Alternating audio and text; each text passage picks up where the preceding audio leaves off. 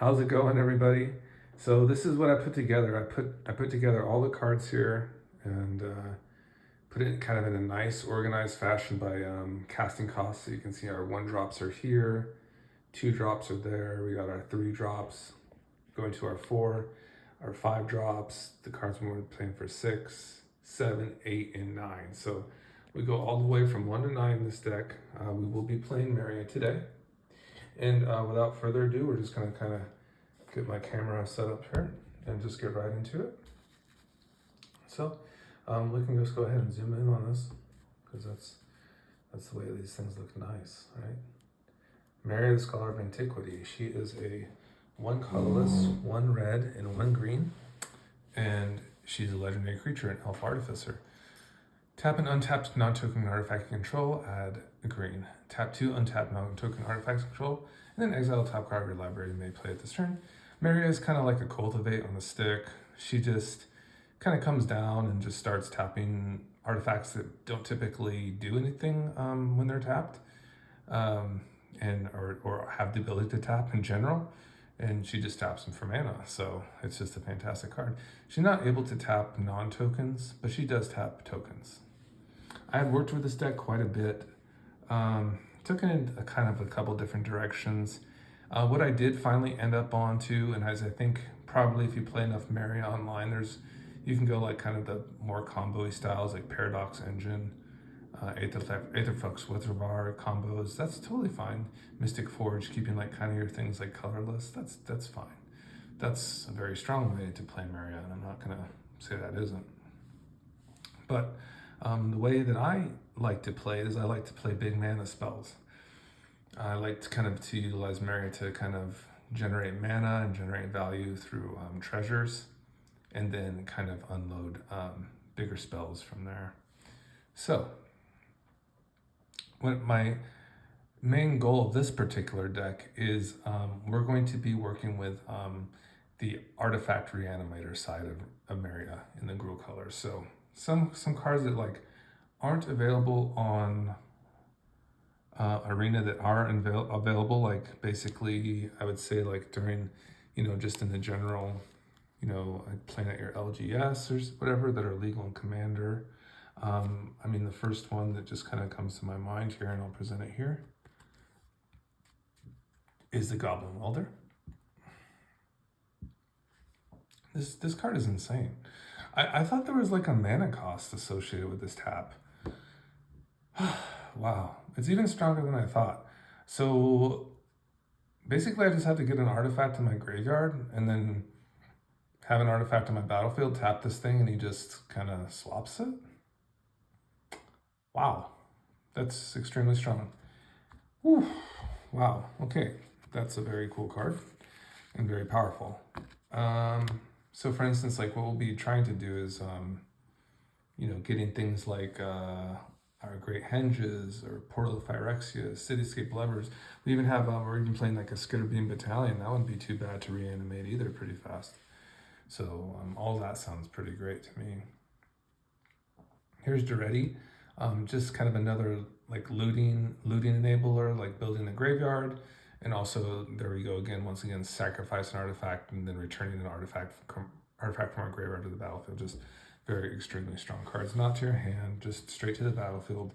Those are, especially when it's like not unreasonable. These cards are obviously very powerful. Okay, so there's Meria again, once again. So how do we get there? What cards are going to kind of get us there? There's a lot of deliberation here. And I would say like 4 forms of like acceleration, like with your 1-drops is pretty good. So let me just kind of zoom out here a little bit. So again, we'll just kind of go through the 1-drops, and so we have our welder. Here's a little bit of just our kind of looting. Now, I would say without the combo in hand, you're probably not going to want to loot like your value artifacts way. Like the Great Henge is such a very strong card. And if you don't have the combo in hand, like a way to reanimate the Henge, I would probably like kind of shy away from discarding those cards because you're going to want to play those cards, right? not necessarily, discard them if you don't have a way to, get them back immediately. So, little FYI. Looting is a very powerful card. You can reuse it again, which is nice. But once again, if you don't have the combo in hand, or you don't draw into the combo with looting, you should probably be more apt to looking to cast those cards rather than just bidding them. Bidding your value, it's a disaster, especially if you can't get that henge back. Beantown Beatstick. These are the cards that we're going to want to equip. We want to build treasures. We want to create things that create that kind of fodder. So treasures can be kind of used as like that fodder to kind of get our reanimation going. Then we're just going to have like some very strong cards like Sensei's Divining Top. It just works in Meria very well because it can draw. It can draw itself basically by us drawing this card, using its draw ability, and then tapping 2 of our artifacts to get it back, and then like simply playing it over again. That's kind of an interesting way to kind of generate value with the Divining Top, and value is good. So, this is not definitely something we're going to be shying away from. And then because it's at the 1 spot, that's nice too. We want to have strong 1-drops. We definitely want to be coming out casting on our turn 1. Here's Ragavan. I'd say Ragavan gets pretty powerful like in Commander because it's just the open nature maybe of some opponents. So you might just catch an opponent that's open and just be able to kind of generate that hit and get that treasure. In a 1v1 format, I'd say Ragavan is kind of not so good in this deck actually, because he basically gets blocked by mana dorks, and that's not good, and especially if we're not playing like Lightning Bolt and cards that kind of get array of those early threats so Ragavan can get in. It's just not as good. But Ragavan trading for like a 1 toughness 2-drop is kind of nice sometimes too. So it's not the worst 1-drop at all. It's a $50 card. Oh, Commander play. I just love this card. I can't really tell you anything more about it, like other than the fact that it just makes Meria really strong. We can still equip things to Meria even with this on. It doesn't give it hexproof from our other artifacts or Shroud, so we can still put things on Meria with this and make her really buff. Prying Blade. This is just another kind of colorless artifact that's going to stick onto something, and we can once again create that fodder with the treasure. Soul Ring, a very powerful colorless artifact that will help accelerate us. It takes the place of like Elvish Mystic. Shadow Spirit. This is this card is like total anti-ring tech, and I think like in Modern, like the ring is a big thing, but Shadow Spirit kind of just really takes out that kind of ooh, like it's untouchable type of deal. Like this, today when I was playing on Arena, I had this in a Skitty leveler out, and they had just played the ring. Sure, they had protection from me from the end of the turn and avoided like dying that turn, but I just turned this on and then it swung with a Skitty leveler and the ring was gone. So no problem, man. Here's our bird here.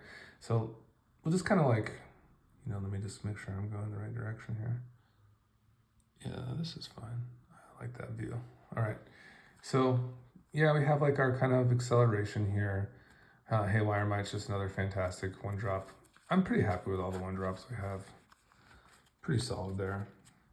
I was looking to get a Scrapwork Mutt today into this deck in the 2-drop slot, and I just couldn't find it in my collection, but I can imagine him being in this 2-drop spot. But I do also like all these other cards a lot too, so I mean, the Goldvine pick is nice just because like once again it creates material for us to sack, and even gets Meria into like a 4-power mode for our Garrick's Uprising, which we kind of want. We want to make sure we're kind of buffing her to get that kind of from that card, that synergy.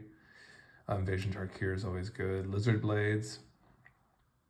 Lizard Blade could be a good finisher because it could give something double strike, which is nice. Howling Mine. Goblin Engineer, this is like one of our This is one of our other like very important cards for the deck. So this particular card, you can basically loot any artifact into your graveyard. So if we didn't have like a 3-drop to exchange, we could go find another one and then put it in the graveyard, and then pay a red and tap this, and then do the exchange where we're sacrificing some fodder artifact for like a more powerful one, like this, like maybe a Sword of Forge and Frontier or a Sword of Ice and Fire. So that'll put that 3-drop artifact around the battlefield. So just another nice one right there. And then here's our 3-drops here. I'd say the Blasphemous Act is sort of like a 3-drop because it gets paid for really cheap, so I just put it in here. It could get played for that kind of cost and deals 13 damage to everything. Kind of actually goes into some of our combos too. I mean, we do play a good amount of dragons, and we do have this particular dragon in the deck, the Wrathful Red Dragon, which is just the boss. So this dragon just kind of don't touch this dragon or else your stuff is going to die kind of thing. So we like that card very much. And we're playing like lots of dragons, so.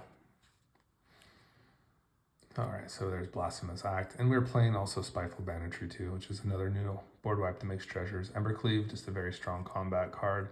Then we're playing our nice suite of removal, Chaos War, Beast Within. Sarkhan's going to help us loot or actually accelerate us into more dragons. The 2 swords that we're going to find with our friend over here, the Goblin Engineer. Fable of the Mirror Breaker, Trash for Treasure, Garrick's Uprising. All right, and here is our nice 4-drops. They're all very good. Some of them do the looting, and this one makes treasures too, so it's very nice. It selectively mills, and then 4 mana Chandra is just fantastic. Also gives us some card draw. It can ramp us into other things, can deal damage to a creature on the spot. It's very nice. Here's Eska's Chariot.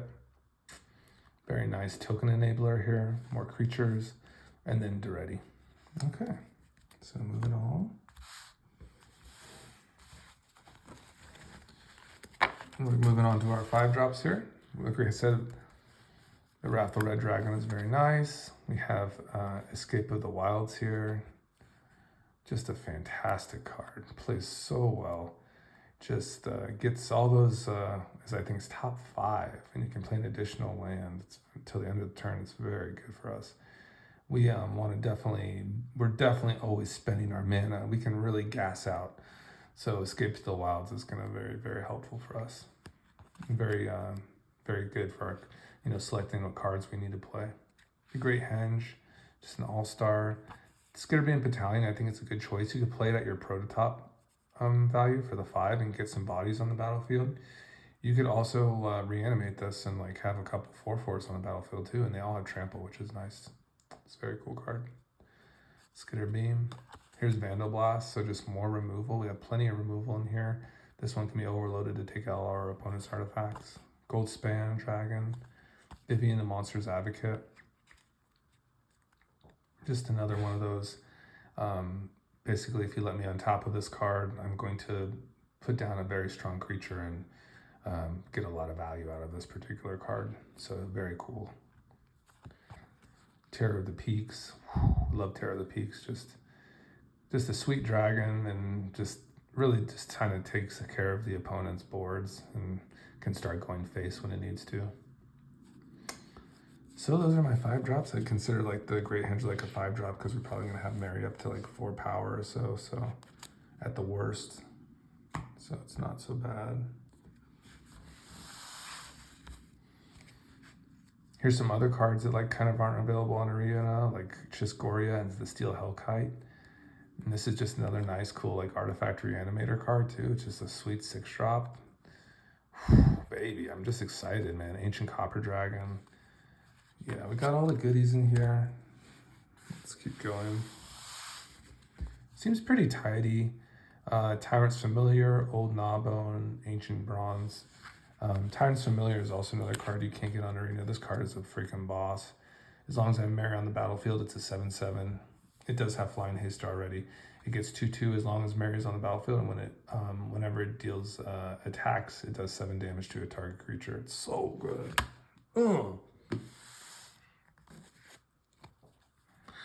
Cityscape Leveler, Craterhoof Behemoth, just sweet finishing cards. I mean, I think probably the Leveler's, gonna be my most valuable card. Behemoth there, of course, is as long as we have some sort of board presence, it's going to be a very strong card for us. So yeah, that's pretty much the deck, man. Not much more to say about it. I guess you can look at some of the lands we're rocking in here. I still need some of those just nice Gruul lands like Firelit Thick and Brove of the Burn Willows. But we did add some like nice kind of these are just kind of dual lands for us, like Mana Confluence. Ooh, I like the Mycosynth Gardens, just so it's because it can copy our artifacts. Boseiju, Command Tower, Exotic Orchard, Urza Saga, Sweets, such a good card. Wooded Foothills, a nice fetch land. Turn Timber Symbiosis, City of Brass, Rockfall Vale, Spire Garden, Shatterskull Smashing, Rootbound Crag Den, Stomping Grounds, Salkanzan, Crag Crown Pathway, Mountain, Carplucent Forest, Copperline, Grant, Forest. All right, so that is kind of the deck there. I guess what we could do is, the thing is, like, I was trying to figure out what I still need to make a cut here. And I need to get the battalion in here. And I was thinking, well, what the hell am I going to cut? It's so hard because I do want to, like, have a benefit. It's like kind of melding two things, like the artifacts and the dragons together. So, you want to kind of find a balance. And it's like, well, maybe is it some of the removal? Do we have enough removal? And there is also another card like Scrap Mastery. Yeah, that's like another one that's kind of, an interesting thing that I want to kind of look into, so to speak. So,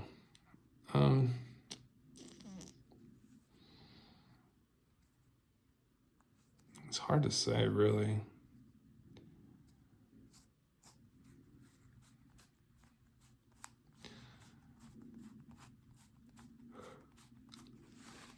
Sometimes you just got to kind of deal them out and kind of see what's going on, So we can try to shuffle these up a little bit. Maybe we'll get some action here.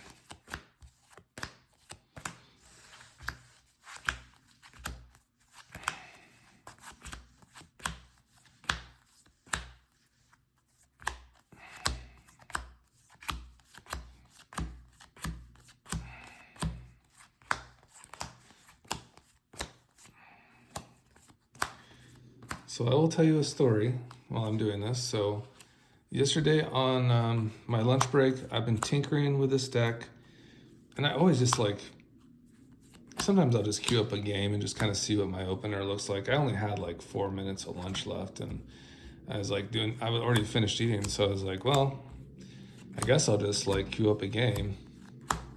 And I ended up getting queued up with Amazonian, and I'm like, what the heck, man? This is like a big time streamer, and I'm probably gonna see this game on TV, and I only have 4 minutes of my lunch. I'm a facilitator at a school, and I was covering for a class, so it's not like I can just play a 10-minute game. I got to get back to the kids, man.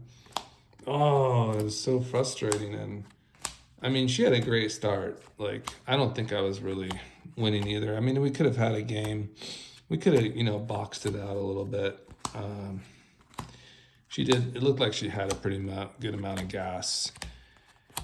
But, yeah, it was frustrating. It wasn't like my draw was terrible either, so I was going to be able to kind of show off Meria, and I ended up having to scoop because I was pretty much out of time, and I had even played my big score during my turn, so I probably looked like the biggest fish. I got kind of confused because she had a Relic of Legends out, and she basically had a Valky in an untapped land, and she Mulligan's commanded me. And I totally thought that she was doing that during her turn. So I played the big score and response. I was like, seriously, like in the copy room, just like just ready to like kind of get back to class. And she had a 7/6 like a Doom Whisper on the battlefield, and I didn't have an answer. I went digging for one, and I couldn't find one, and I couldn't really continue that game anyway. So it was good that she just kind of put me out of my misery. I didn't really have a good answer. She even took out my Beantown Beatstick, and I was like, because I was thinking of the lines I could have taken if I had more time, and she ended up she did destroy that particular artifact with the Mulligan's command. So she just totally had all the answers, and she basically did all the right things. So even if I was able to focus on that game, yeah, I think she had me pretty good. So, oh man, but still, it was kind of sad because, you know, you play so many games of a brawl, and then like, you very rarely play streamers. Like, I think I've played like maybe 5 or 6. I played Shwazy, I played Hello Good Game, but this was just in Constructed. I played Ali Eldrazi, and those games are always fun, and they don't always get on, you know, the YouTubes. In fact, I'm pretty sure this one is all I know because I got to watch it this morning. I just turned it off. I was like, oh, like halfway through, I was so bummed, man, so bummed. But hey, it is what it is, and we'll get it next time. We always get in the next time, always get our revenge. That's the truth, man. That's the truth. So we've shuffled up a little bit here. I'm not expecting like it to be like a perfect shuffle here, and I appreciate if you're sticking around to kind of see where we're at. But I am considering maybe. I feel like taking out only 1-drops is kind of a disaster. I probably think we could take out like a 2-drop. Maybe we could take out one of the Emerald. Maybe the Emerald Sapphire. Maybe the Goldvine Pick. Because we always kind of get coagulated on the 2-drops. I always notice that about this deck, is that we do have like kind of an abundance of 2-drops. And because they're all so good, they're really good. So maybe just having the Beantown Beatstick and the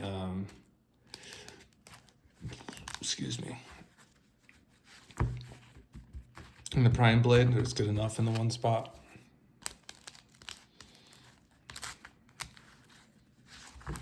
Well, let's shuffle up here and deal some cards and see what we're gonna do here. Land. Sweet. This is what we're going for. Oh shit.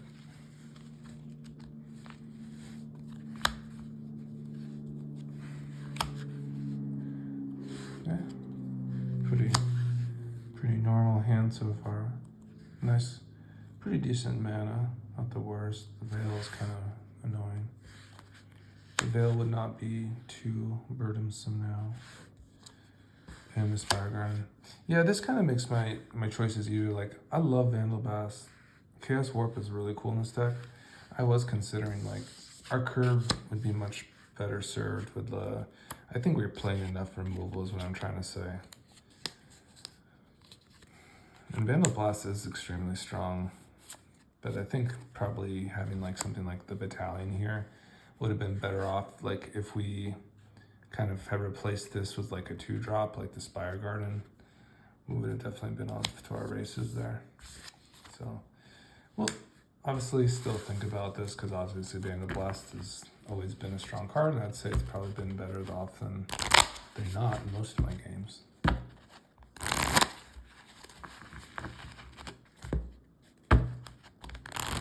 That would not be a keepable hand, unfortunately. Yeah, I think the Mutt will be fantastic here because could imagine like going like turn one Goblin Welder, turn two Mutt, like bin like even like a Skitterbane Battalion, and then just kind of exchanging those two. It seems pretty strong. That'd be like a very strong like turn two play. Be very strong. So that's kind of the things that kind of are exciting. So I definitely have to get the Mutt. That's definitely on my list. I think we could probably get rid of like the Divining Top, as much as how bad that sounds. I do like Commander's Plate, I think, a little bit more.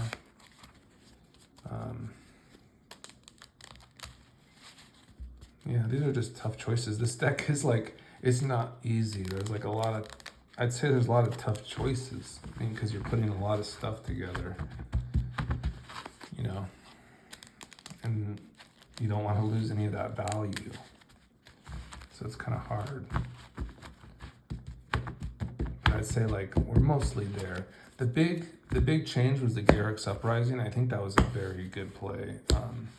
The Sylvan Library is obviously another card you can't play on Arena either, but it's just like kind of a very strong card.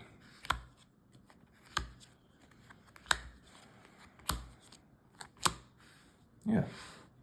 So this seems a little bit better. Okay, so we'll just play this one out. Just see, is this in to out? Okay.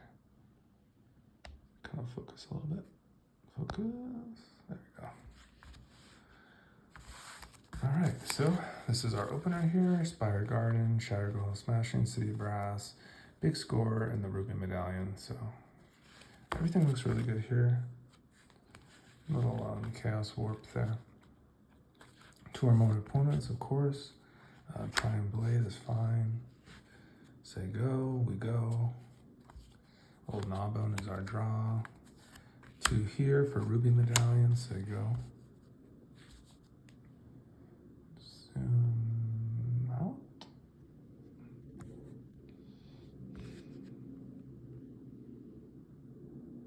There you go. Sweet. Okay, so this is it. And we drew the old Gnawbone. Okay, for that turn. We draw now for turn. To land. So, I mean, we could get Meria down this turn, and then we'd have basically 3 mana to do stuff with, which is kind of nice. Probably getting Meria down is probably our best bet, and then maybe just holding up Chaos Warp, because we get the reduction from the spell here, so we just kind of just so play Meria for 2. That gives us holy shit, we can actually big score right now. Oh, this is so good. All right, Ruby Medallion, you are the MVP, because yeah, Ruby Medallion makes big score only 3 mana, which is really nice. So we could probably just hold up Chaos Warp if we want to, which is nice. So like, for instance, what if nothing happens? Nothing threatening is played. We're not gonna lose. We can big score. We'll probably bin a land. Like, our land is pretty good now, so we could probably just bin, maybe we'll bin the City of Brass. I don't have any artifacts in hand. And we make 2 treasures, draw 2 cards. And then we reach our next turn here. Have a lot of mana. Play land for turn. This would be a forest just for fun. But let's see, 1, 2, 3, 4, 5, 6, 7. Then we still have 1 left. We could do an old Gnawbone this turn. It could be nice. Probably be our best play. So yeah, we'd probably just be able to go from there. I mean, old Gnawbone is very strong. We had our Tinturber Symbiosis, which is a nice spell, like kind of a backup spell to keep our creatures going. We could probably even, we wouldn't be able to do the Tinturber Symbiosis this turn, even with our Gnawbone hitting with Meria and the Prime Blade. So it makes some about 4 treasures off of Gnawbone if it didn't get interacted with. And just looking at our next turn, what we draw, we have a Urza Saga, and then our Tintimber Symbiosis would be kind of nice. Looks like we could do a top 7. So I just want to see if we're going to brick or not. 1, 2, 3. We're not going to brick. We're not going to brick. We got lots of stuff. Yeah. The Henge is kind of sad that I go to the bottom. Be bottoming the Henge. I wonder what card you would pick. From a Tintimber Symbiosis. None of them have haste. Crater Hoof, obviously. Yeah, the Crater Hoof is going to be a lot of value. Is it cast? No, it's just put on the battlefield. Well, that was kind of fun. This is what I'm saying about this deck, though, is that it doesn't have like a lot of gasoline.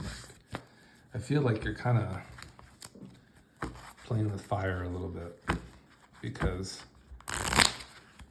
if anyone interacts with like your old knob on there, like then what? You know, you can impulse draw with Meria.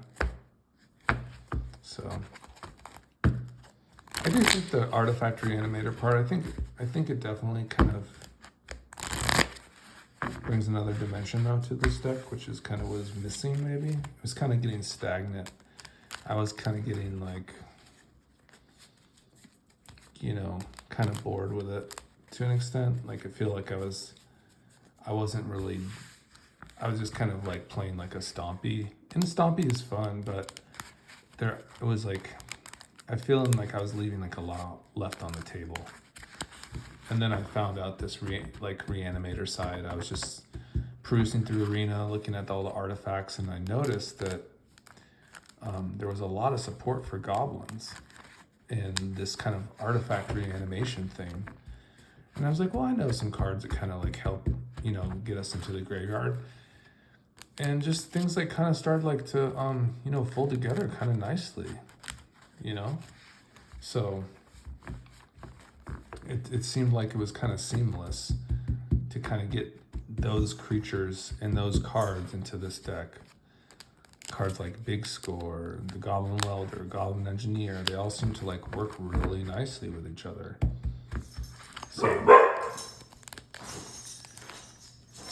I've had a lot of fun, and I put in a lot of hours too. So if you pursue Meria, I would definitely give it a go, and maybe try the artifact reanimation, you know, the Goblin Welders, the Goblin Engineers, and all those nice swords that you can play. You know, maybe just start off there and see if you like it. I'd say that the Ruby medallions, those Emerald medallions, they seem really good. I mean, they seem really strong, like the way they accelerate us into like other nice spells that we have. They seem better than Signets, like 10 times better than Signets for us. So that's a tip. I don't think you have to run Arcane Signets. I don't think you have to run Felwar Stone at all in these decks. You could run like the Ruby Medallion and your Emerald Medallion, and that's going to be your like kind of mana rocks. And then also your like 10 other 1-drops that can serve as, you know, Mox Emeralds. Those are going to be where you want to be too. All right, so let's do one more shuffle here.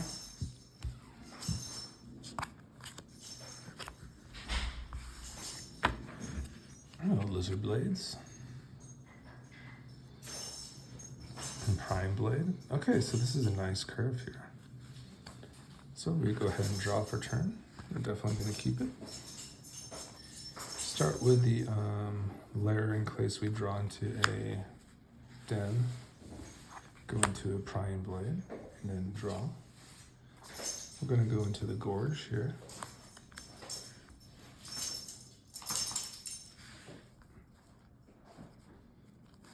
It's fine. And then to the Lizard Blade. Draw. Okay, land here, forest.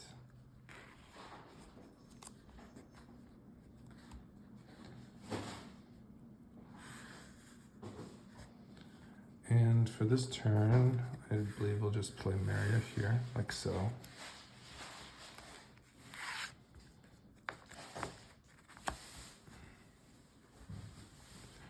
And what we're going to be doing is we're just going to be tapping 2 here and equipping the prime blade to Meria. And the reasoning is for this is that for this particular hand, this sword cannot be equipped to a creature where Lizard Blades is equipped, because the Lizard Blades will just fall off. So this actually is going to be best equipped to the Lizard's Blades. In fact, this is the best target for our swords. Is the Sword of Fire and Ice and the Sword of Forge and Frontier. Those are going to be the best possible candidates for our Lizard Blades, because our Lizard Blades will have double strike and it'll be hitting twice. So we'll get the benefits of this twice. So that will be our plan for next turn. So we'll go ahead and draw. Here's a portal.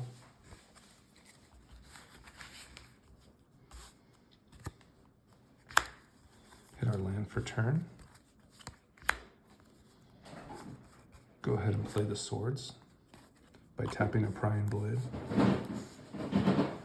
a Lara Hydra, and a Forest.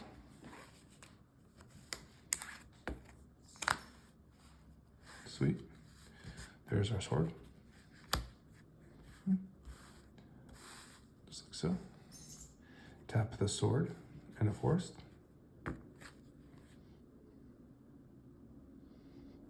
To equip on the Lizard Blades.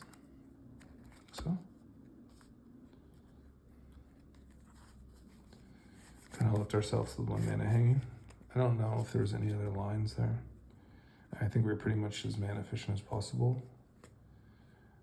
That turn we could have also played a